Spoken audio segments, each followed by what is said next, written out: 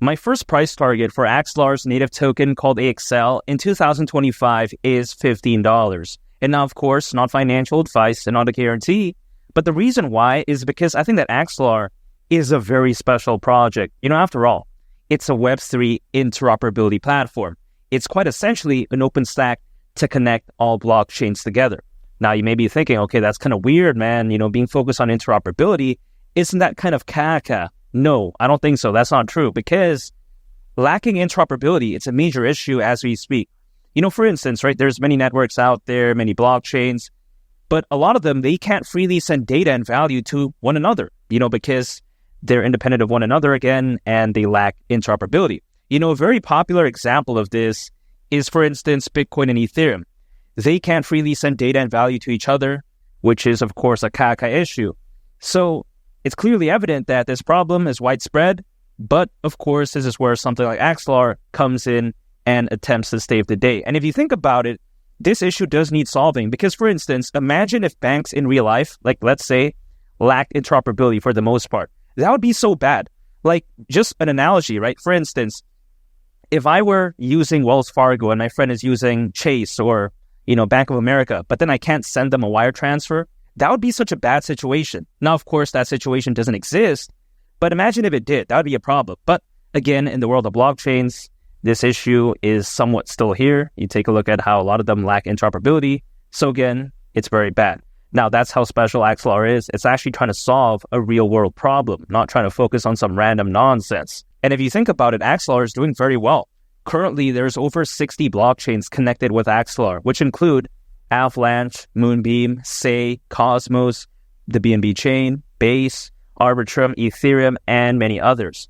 So yeah, that's how established it is. And also furthermore, we take into consideration how Axelar has been able to facilitate over $8 billion worth of transfers and even over 1 million transactions as well.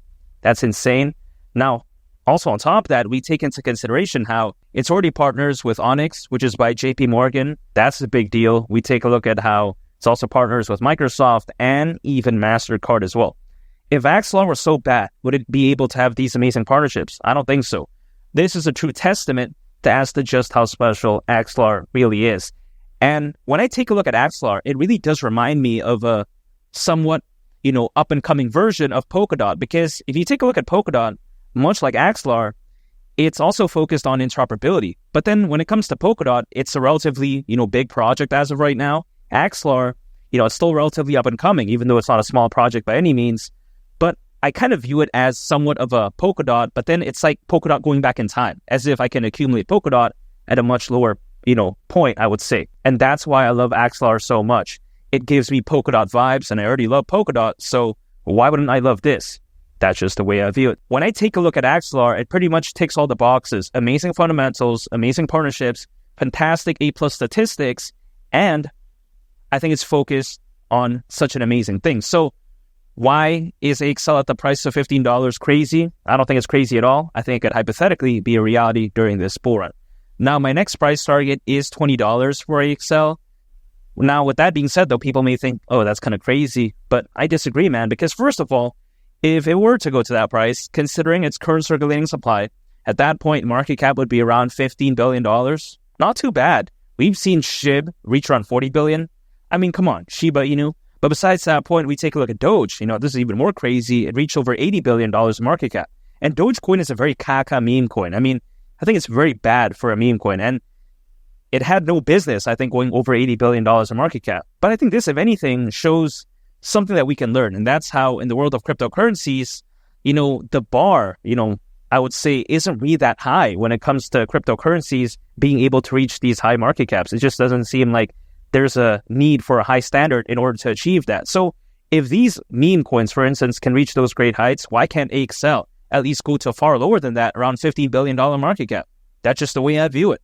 Now, my next price target is $25, and this is my most bullish case scenario. And the reason why is because even though some people may think this is crazy, $20 was insane, let alone this, but I think this bull run could be so different from 2021. I mean, really. Back in 2021, during the peak of that bull run, there was roughly only around 300 million crypto owners. Not bad, but as of right now, there's practically double that amount, over 600 million crypto owners. According to Crypto.com research, this is more than ever before in history. So I could only just imagine, right, the FOMO that we saw back then, but then amplified much more this time around. It's going to be insane, but it's only going to be a matter of time, in my opinion, because just imagine once Bitcoin goes to the price of 100,000, 150,000, altcoin season is going to look legendary. And why would it not? You take a look at the Bitcoin ETF, the number of institutional investors. I think the sky's the limit for Bitcoin. And man, when I consider just how amazing this altcoin season could be, I don't see why AXL won't hypothetically go to the price of $25. Now, some people, they may be wondering, okay, how soon? Usually altcoins, historically speaking, they peak anywhere between 6 to 18 months after a Bitcoin halving event. But these historically have been pretty extreme examples. And if we take into consideration how the Bitcoin halving event happened back in April, let's say we take a middle ground approach, a year, not, a year and a half, not half a year. Again, right, the middle, a year. That's April of 2025. So that's why I titled this video, 2025 price targets, because I'm taking a middle ground approach. But even if, let's say, I have to wait till that long, I really don't mind, because if I have more time to accumulate, why not? It's not a bad thing. And my strategy is very simple after all. It's dollar cost averaging. Anytime I earn income, I'm acquiring, I'm holding, and I'm just waiting. That's it. I'm not trying to day trade. I'm not trying to use leverage. I'm not trying to swing trade. I like to keep things simple. Dollar cost averaging, it's king for me. And AXL at the price of $25 during this bull run, that wouldn't surprise me whatsoever. I think this bull run could be so special. And I think Axelar is also a very special project. And make sure to subscribe if you gain value from this video. I'd greatly appreciate it. It's from Lee the Captain, and I'll catch y'all on the next one. I'm out. Peace. Bye.